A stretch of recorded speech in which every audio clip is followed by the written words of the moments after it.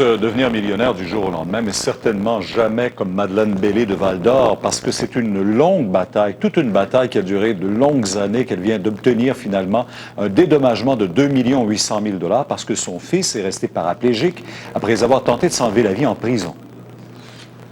Voici Mario Hébert, quelques semaines seulement avant de se retrouver derrière les barreaux du centre de détention d'Amos, en Abitibi.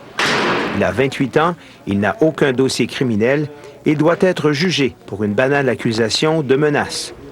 Dépressif, il est retrouvé le 23 mai 91, pendu dans sa cellule, mais toujours en vie. Le voici aujourd'hui, lourdement handicapé, totalement dépendant. Bonjour, mon beau Mario, comment ça va? J'ai pas de bonne humeur. Hein? Sa mère a livré une bataille de tous les instants au ministère de la Sécurité publique pour obtenir un dédommagement. Au bout de 12 ans, elle a gagné son combat et obtenu 2,8 millions de dollars. Il y avait l'intention que je baisserais les bras, que je lâcherais prise. Mais je ne les ai pas fait à ce cadeau-là, moi. À 64 ans, Madeleine Bellé est fière de sa victoire, mais consciente que la vie de son fils et la sienne viennent de prendre un tournant. OK, mon homme, on y va. On s'en va à la chambre à Mario. Hein? OK? À la chambre, oui. Elle s'apprête à quitter son petit logement à Val-d'Or pour s'établir dans une maison adaptée au handicap de Mario.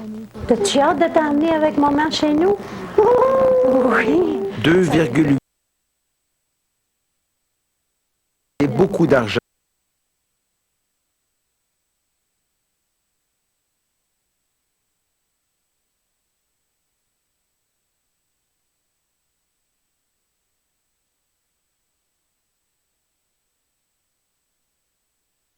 Auprès des handicapés n'a rien d'une gagnante de la loterie. Je suis contente d'avoir réussi, puis d'avoir eu un montant comme ça pour avancer avec mon fils. Mais mon Dieu, que je souhaite pas ça à personne. Ah là, t'es beau, mon jeune homme. Martin Evrel, TVA, Val-d'Or. C'est pas autant le montant que le courage de cette femme aussi qu'il faut souligner, bien sûr. On va revenir ce soir sur ce rappel de 1200 patients traités par une acupunctrice de Montréal, Suzanne Sicotte, qui pratiquait illégalement et qui ne stérilisait pas convenablement ses aiguilles. Ces patients à qui on conseille maintenant de passer un test de dépistage du VIH et de l'hépatite ont commencé à se manifester. Maryse Gagnon, c'est le genre de nouvelles qui insécurisent bien sûr les gens, mais il y a des moyens de s'assurer qu'on est traité en toute sécurité. Absolument. Il faut dire que c'est une profession, Pierre, qui est de plus en plus encadrée, comme c'est le cas d'autres professions dans le domaine des médecines douces. Bon, évidemment, il n'y a pas de garantie absolue, sauf que comme patient, comme client, on a de petits efforts à faire, ne serait-ce que prendre le téléphone, des petits...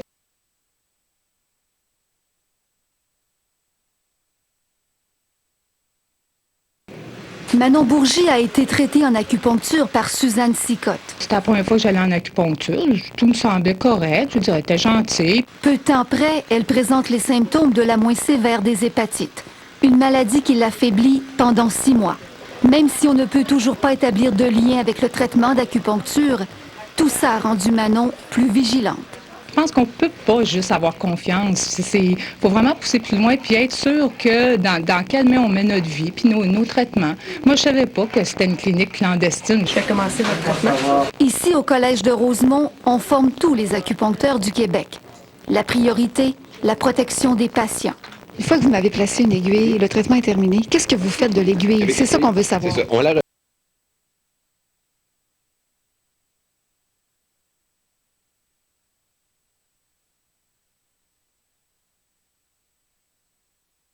Fait spécialement pour ça. On prend vraiment jamais aucune chance. Si l'aiguille, même si on l'échappe ou on la manipule mal, puis on y touche, on la jette immédiatement. Depuis 1 an, tous les acupuncteurs au Québec sont obligés d'utiliser des aiguilles jetables. La pratique est donc de plus en plus encadrée.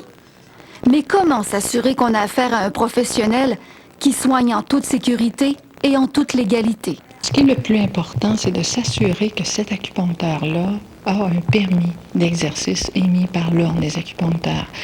La meilleure façon, c'est d'appeler à l'Ordre des acupuncteurs, de demander la liste des personnes qui sont autorisées à pratiquer l'acupuncture dans une région donnée. Si vous avez le moindre doute, dit l'Office des professions, agissez.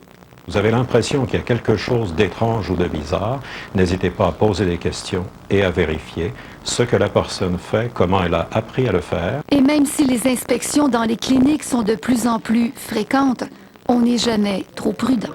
Maryse Gagnon, TVA, Montréal.